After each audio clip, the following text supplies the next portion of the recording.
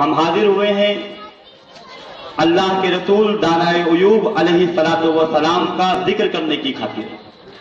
آج کی محفل ہم نے سجائی ہے پیغمبر دو جہاں روحی فدا صلی اللہ علیہ وسلم کی آمد کا جشن منانے کی خاطر۔ آج کی محفل ہم نے اس لیے منعقد کی ہے کہ ہم اپنی آقا کی بارگاہ میں اپنے غلامی کا نذرانہ پیش کر سکیں۔ آج ذکر ان کا کرنا ہے، آج بیان ان کے متعلق کرنا ہے جن کی خاطر پروردگار عالم نے زمین کا یہ بچھونا بنایا، جن کی خاطر رب تبارک و تعالیٰ نے آسمان کا یہ شامیانہ بنایا، اور پھر جن کی خاطر اس شامیانے پر کمکموں کی شکل میں یہ ستارے سجائے گئے۔ رب نے جن کی خاطر دنیا کا ذرہ ذرہ پیدا فرمایا، پروردگار نے جن کی خاطر دنیا کی ہر چیز بنائی، ان کا ذکر کرنا ہے۔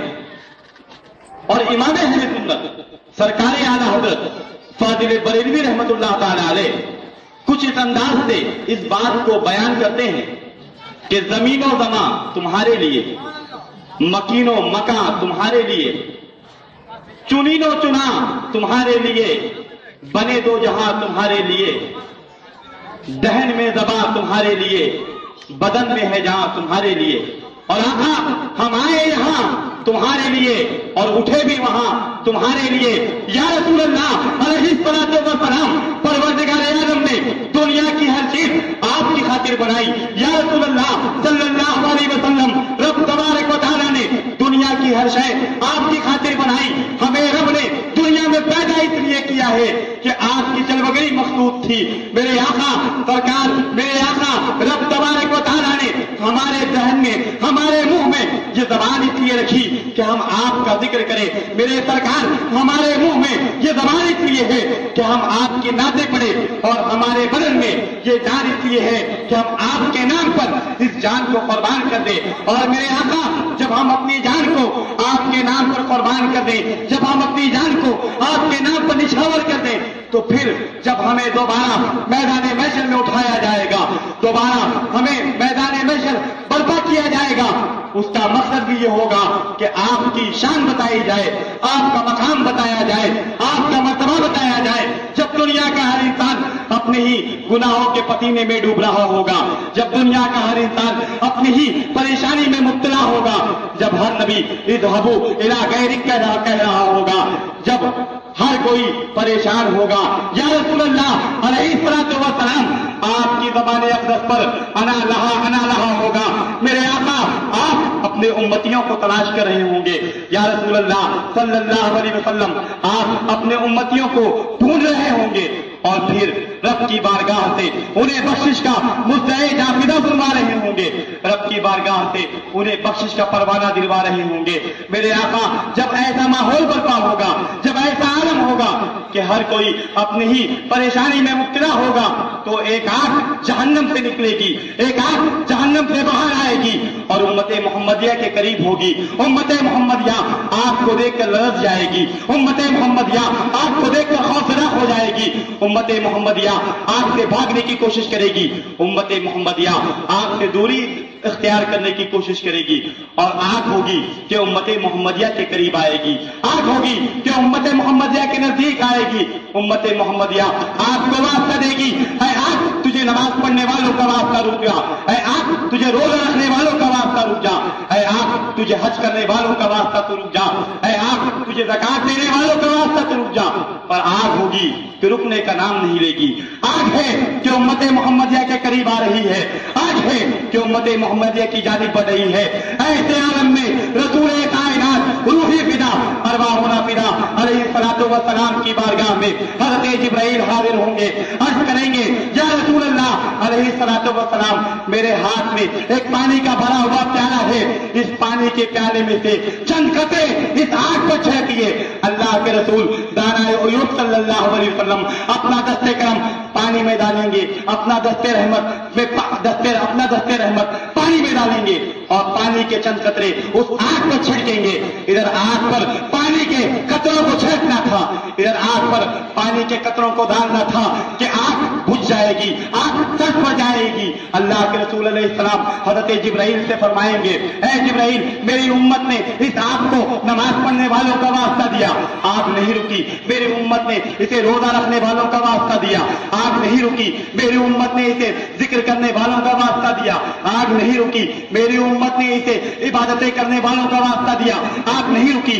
पर यह पानी कौन सा था जिसकी बुनियाद पर यह आग बुझ गई? हज़रत जिब्राइल मेरे आका की बारगाह में अर्ज करेंगे, या रसूल अल्लाह अलैहिस्सलातु वस्सलाम, जब आपका कोई उम्मती रब के खौफ से रोया करता, जब आपका कोई उम्मती रब के खौफ से आंसू बहाया करता और फिर उसकी निदामत के आंसू जमीन गिरते, आंखों से आंसू बहते, तो मैं उन आंसुओं को जमीन पर गिरने से पहले एक बर्तन में समेट लेता, मैं उन आंसुओं को जमीन पर गिरने से पहले इस बर्तन में जमा कर लेता।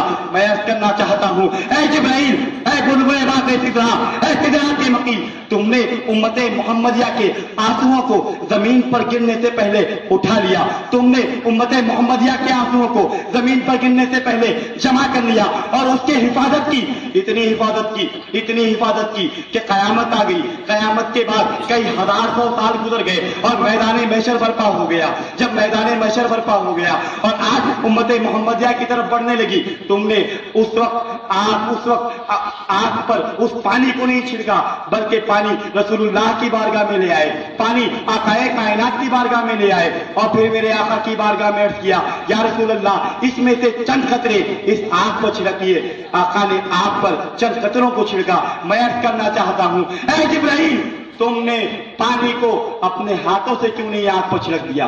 तुमने पानी को अपने हाथों से क्यों नहीं आग पर डाल दिया और आग को बुझा दिया?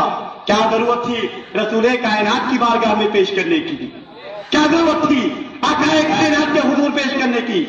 तो मुझे जवाब मिला, अखलाक अशरफी सुन, कमाल इस पानी के कतरे में ही, कमाल रसूलुल्लाह के दस्ते करम में है, कमाल मेरे आका के हाथों का है। मेरे आका के हाथों से जब ये पानी मस हो गया तो इसमें यह कमाल पैदा हो गया कि जहन्नम की दहकती हुई आग को इसने सख्त कर दिया, जहन्नम के दहकते हुए शोलों को इसने ठंडा कर दिया। यही वो मकाम था कि इमाम अहले सुन्नत सरकार आला हजरत फाजिल बरेलवी फरमाते हैं कि फकत इतना सबब है इस इकादे बज़्म महशर का, या रसूल अल्लाह, तेरी शान करीमी दिखाई जाने वाली है। मेरे आका, मैदान महशर बर्पा करने का मकसद, मेरे सरकार मैदान महशर सजाने का मकसद तो सिर्फ एक है और ये मकसद ये है कि आपकी शान बता दी जाए, आपका मकाम बता दिया जाए, आपका मर्तबा बता दिया जाए कि ऐ दुनिया के लोगों, देख लो, ये मेरे महबूब है, महबूब, इनकी खातिर मैंने जमीन का शाम बिछौना बनाया, जिनकी खातिर मैंने अर्श का शामियाना बनाया, आज जिनके खातिर मैंने तुम्हें इस दुनिया में पैदा किया था, आज उन्हीं का मकाम बताने के लिए ये मैदान महशर बर्पा किया गया है कि वो जिसे चाहे जन्नत में दाखिल कर दे। फाजिल बरेलवी फरमाते हैं कि दिल अबद खौफ से पट्टा सा उड़ा जाता है, पल्ला हल्का ही सही, भारी है भरोसा तेरा। या रसूल अल्लाह अलैहिस्सलातु वस्सलाम, वो और लोग होंगे जिन्हें अपने आमाल पर भरोसा होगा। या रसूल अल्लाह, वो और लोग होंगे जिन्हें अपनी इबादतों पर नाज होगा। मेरे आका, हमें तो सिर्फ आपकी जात पर भरोसा है। या रसूल अल्लाह, हमारा नाज जो कुछ है वो आपकी जात पर है, न दो तकवा पर, न इत्तका पर है।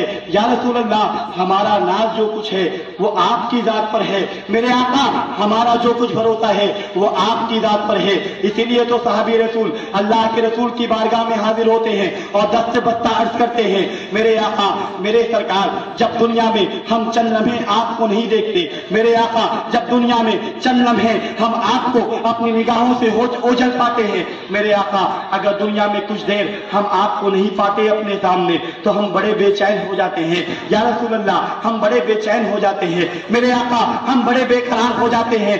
मेरे आका, ऐसा लगता है जैसे हमारी जन्नती निगाह रूठ गई। मेरे सरकार, हम परेशान हो जाते हैं अगर दुनिया में कुछ देर हम आपको नहीं देखते। जब मैदान महशर बर्पा होगा, जब नफ्सी नफ्सी का आलम होगा, या रसूल अल्लाह, ऐसे मौके पर हम आपको कहां तलाश करेंगे? मेरे आका इरशाद फरमाते हैं कि तुम मुझे औज़े कौसर पर तलाश कर लेना, तुम मुझे पुलसरात पर तलाश कर लेना और तुम मुझे मैदान पर तलाश कर लेना। जब मेरा